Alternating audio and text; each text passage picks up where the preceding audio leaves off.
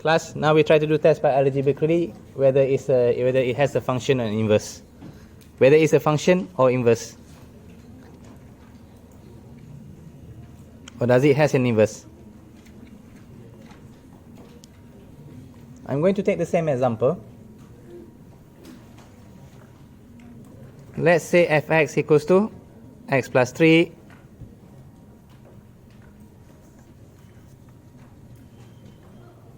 oh shoot, I missed something.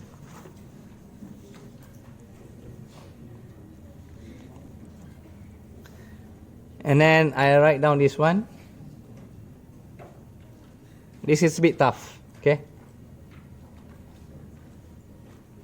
Let x1 and x2 be part of the domain.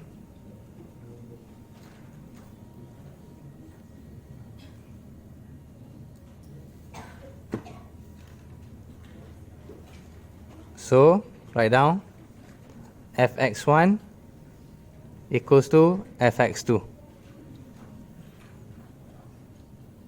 Right, now we substitute x1, x2 inside the equation.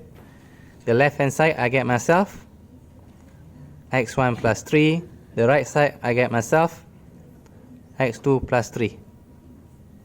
I can cancel this, I can cancel that, so I get myself x1, x2. Once I get myself x1, x2, I declare it as one-to-one function.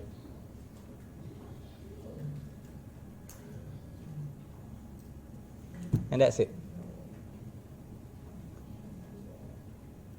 So one-to-one function, does it has inverse?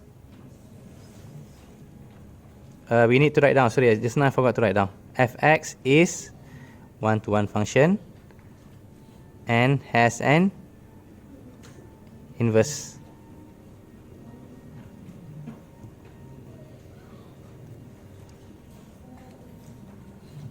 This is quite easy if you got yourself a linear equation.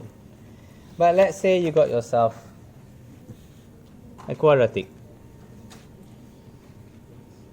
So gx, let it be x squared minus 3.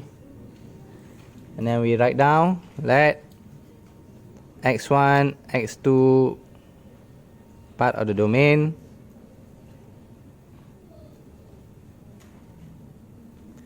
So now gx1 equals to gx2.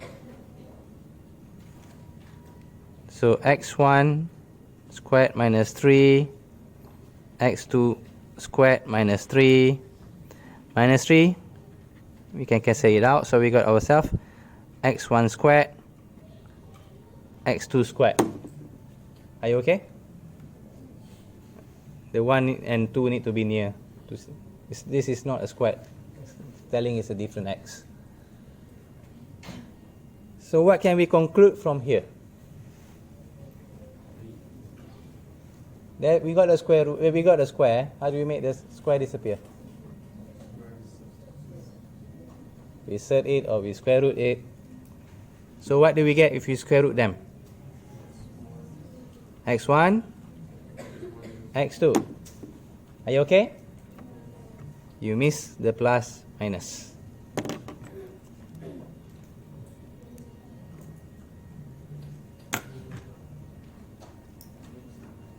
If there's a plus minus, what does it mean? Real number is one thing, but what we are trying to say is it one to one, one to many, many to one.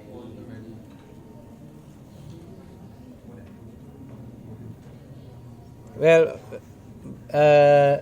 we can't determine is it many to one or one to many. We just know it's not one to one. Gx not one to one. And that's it.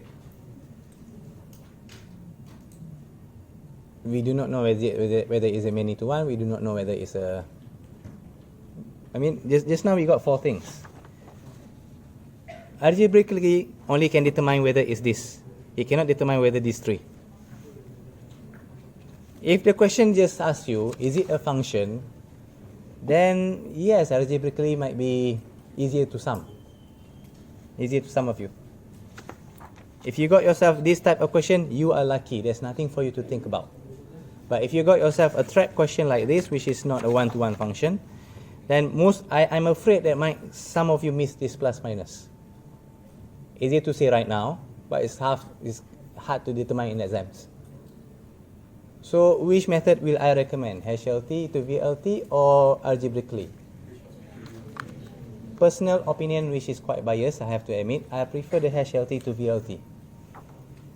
But for you to be able to use the HLT and VLT, you need to do another one thing first. You need to know how to draw the graph. If you don't know how to draw the graph, then the algebraically method might be better for you. Okay? I can only give you options. You are the one who chooses in exams. Right?